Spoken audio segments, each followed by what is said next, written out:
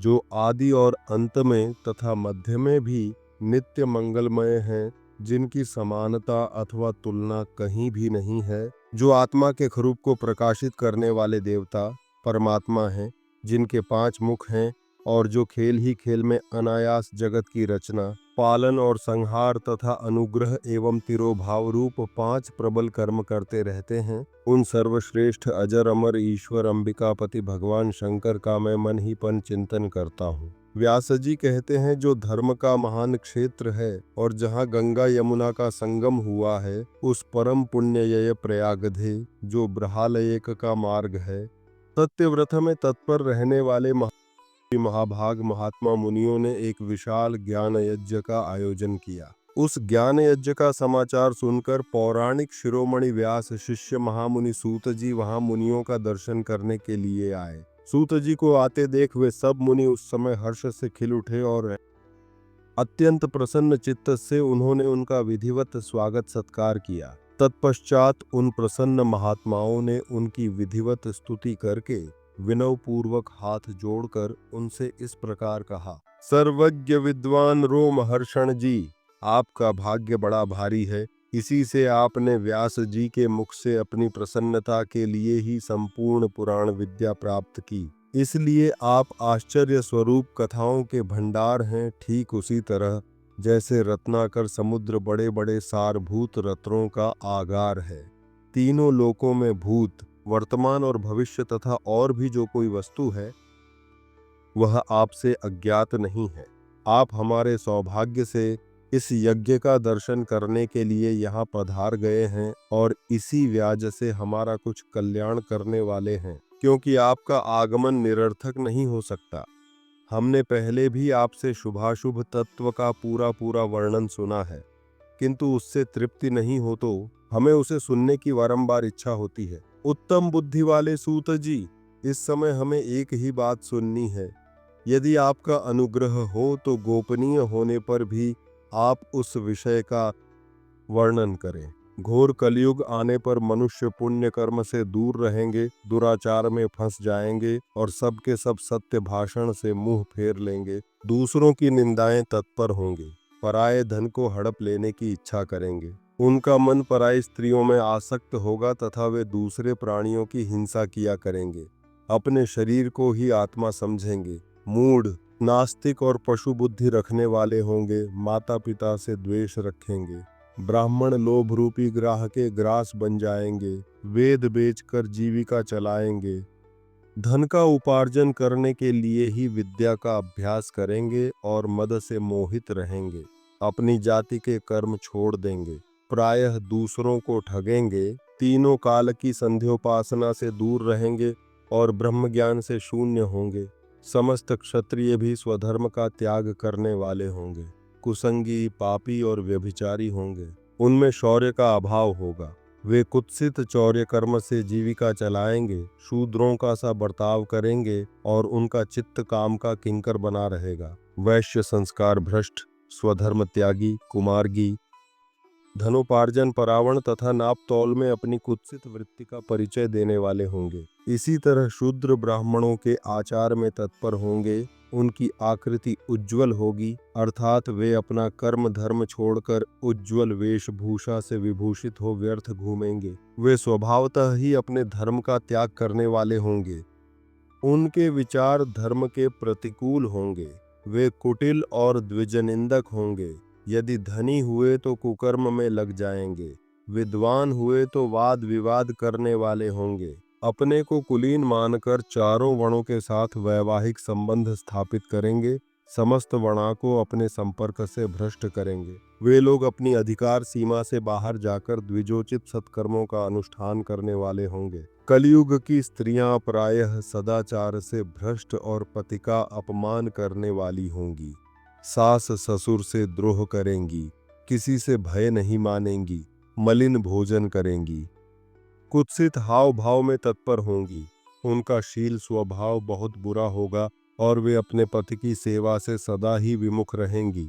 सूत जी, इस तरह जिनकी बुद्धि नष्ट हो गई है, जिन्होंने अपने धर्म का त्याग कर दिया है, ऐसे लोगों को इहलोक और परलोक में उत्तम गति कैसे प्राप्त होगी, इसी चिंता से हमारा मन सदा व्याकुल रहता है। परोपकार के समान दूसरा कोई धर्म नहीं है। अतः जिस छोटे से उपाय से इन सबके पापों का तत्काल नाश हो जाए, उसे इस समय कृपा पूर्वक बताइए, क्योंकि आप समस्त सिद्धांतों के ज्ञाता होंगे। व्यास जी कहते हैं, उन भावितात्मा मुनियों की यह बात सुनकर सूत जी मन ही मन भगवान शंकर का स्मरण करके उनसे इस प्रकार बोले। सूत जी कहते हैं, साधु महात्माओं, आपने बहुत अच्छी बात पूछी है। आपका यह प्रथ तीनों लोकों का हित करने वाला है। मैं गुरुदेव व्यास का स्मरण करके आप लोगों के खेड़वश इस विषय का वर्णन करूंगा। आप आदर पूर्वक सुने। सबसे उत्तम जो शिव पुराण है, वह वेदांत का सार सर्वस्व है तथा वक्ता और श्रोता का समस्त पाप राशियों से उद्धार करने वाला है। इतना ही नहीं, वह परलोक में परमार्थ वस्तु को देने वाला है। कलिकी कल्पशराशि का विनाश करने वाला है। उसमें भगवान शिव के उत्तम यश का वर्णन है। ब्राह्मणों, धर्म, अर्थ, काम और मोक्ष, इन चारों पुरुषार्थों को देने वाला वह पुराण सदा ही अपने प्रभाव की दृष्टि से वृद्धि या विस्तार को प्राप्त हो रहा है। विप्रवरो, उस सर्वोत्तम शिव पुराण के अध्ययन मात्र से वे कलयुग के पापासक्त जीव श्रेष्ठतम गति को प्राप्त हो जाएंगे। कलयुग के महान उत्पात तभी तक जगत में निर्भय होकर विचरेंगे जब तक यहाँ शिव पुराण का उदय नहीं होगा। इसे वेद के तुल्य पाना गया है। इस वेद कल्प पुराण का सबसे पहले भगवान शिव ने ही प्रणयन किया था। विशेश्वर संहिता, रुद्र संहिता, विनायक संहिता, उमा संहिता, मातृ संहिता, एकादश रुद्र संहिता, कैलाश संहिता, शतरुई संहिता, कोटि रुद्र संहिता, सहस्र कोटि रुद्र संहिता, वायवीय संहिता तथा धर्म संहिता, इस प्रकार इस पुराण के 12 भेद या खंड हैं। ये 12 संहिताएं अत्यंत पुण्यमयी मानी गई हैं। ब्राह्मणों, अब मैं उनके श्लोकों की संख्या बता रहा हूँ। आप लोग वह सब आदर पूर्वक सुने। विद्यदेश्वर संहिता में 10,000 श्लोक हैं। रुद्र संहिता, विनायक संहिता, उमा संहिता और मातृ संहिता, इनमें से प्रत्येक में 8-8 हजार श्लोक हैं। ब्राह्मणों, एकादश रुद्र संहिता में 13,000, कैलाश संहिता में 6,000, शतरुद्र संहिता में 3,000, कोटिस्ध संहिता में 9,000, सहस्र कोटि रुद्र संहिता में 11,000, वायवीय संहिता में 4,000 तथा धर्म संहिता में 12,000 श्लोक हैं। इस प्रकार मूल शिव पुराण की श्लोक संख्या 1,00,000 है, परंतु व्यास जी ने उसे 24,000 श्लोकों में संक्षिप्त कर दिया है। पुराणों की क्रम संख्या के विचार से इस शिव पुराण का स्थान चौथा है। इसमें 7 संहिताएं हैं। पूर्व काल में भगवान शिव ने श्लोक संख्या की दृष्टि से 100 करोड़ श्लोकों का एक ही पुराण ग्रंथ प्रथित किया था। सृष्टि के आदि में निर्मित हुआ वह पुराण साहित्य अत्यंत विस्तृत था। फिर द्वापर आदि युगों में द्वैपावन, व्यास आदि महर्षियों ने जब पुराण का 18 भागों में विभाजन कर दिया, उस समय संपूर्ण पुराणों का संक्षिप्त स्वरूप केवल 4,00,000 श्लोकों का रह गया। उस समय उन्होंने शिव पुराण का 24,000 श्लोकों में प्रतिपादन किया। यही इसके श्लोकों की संख्या है। यह वेद तुल्य पुराण 7 संहिताओं में बटा हुआ इसकी पहली संहिता का नाम विद्येश्वर संहिताओं से युक्त दिव्य शिव पुराण वेद के संहिता है। दूसरी संहिता समझनी चाहिए। तीसरी का नाम शतरुद्र संहिता, चौथी का कोटि रुद्र संहिता, पांचवी का उमा संहिता, छठी का कैलाश संहिता और 7वीं का नाम वायवीय संहिता है। इस प्रकार ये 7 संहिताएं मानी गई है।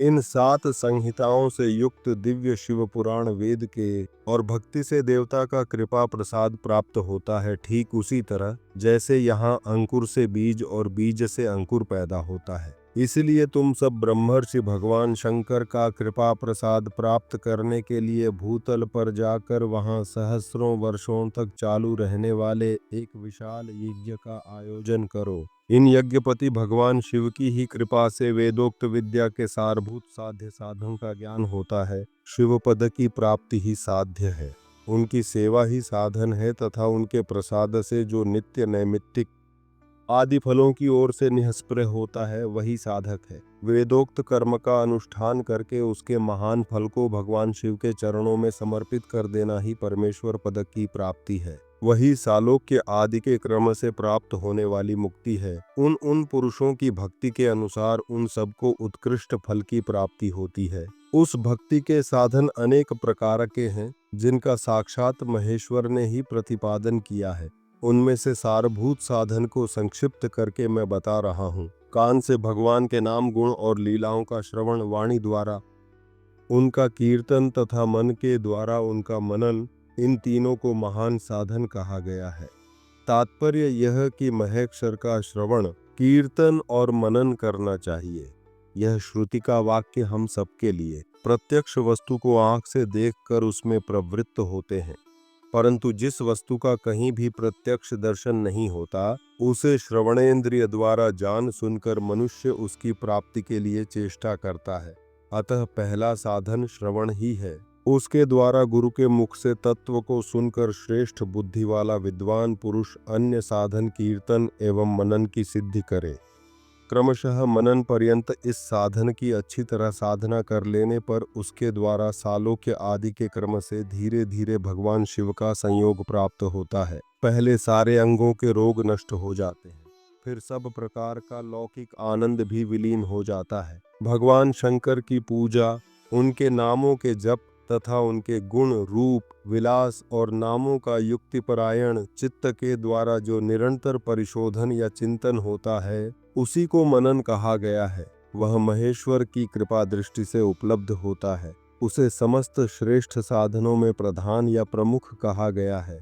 कहते हैं मुनीश्वरों, इस साधन का माहात्म्य बताने के प्रसंग में मैं आप लोगों के लिए एक प्राचीन वृत्तांत का वर्णन करूंगा, उसे ध्यान देकर आप सुने। पहले की बात है, पराशर सुनि के पुत्र मेरे गुरु व्यास देव जी सरस्वती नदी के सुंदर तट पर तपस्या कर रहे थे।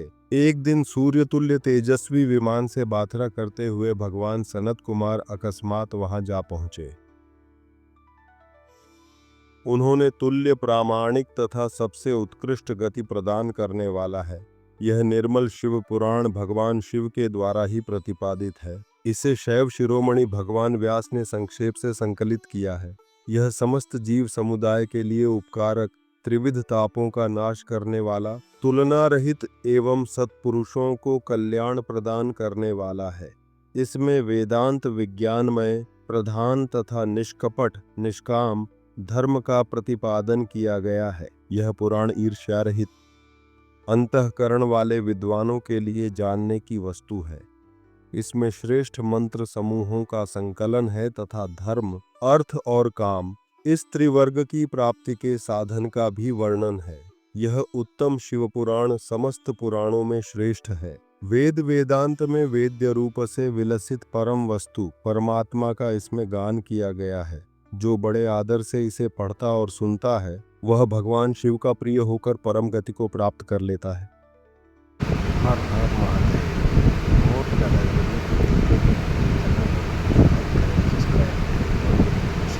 कमेंट लगातार महादेव और हर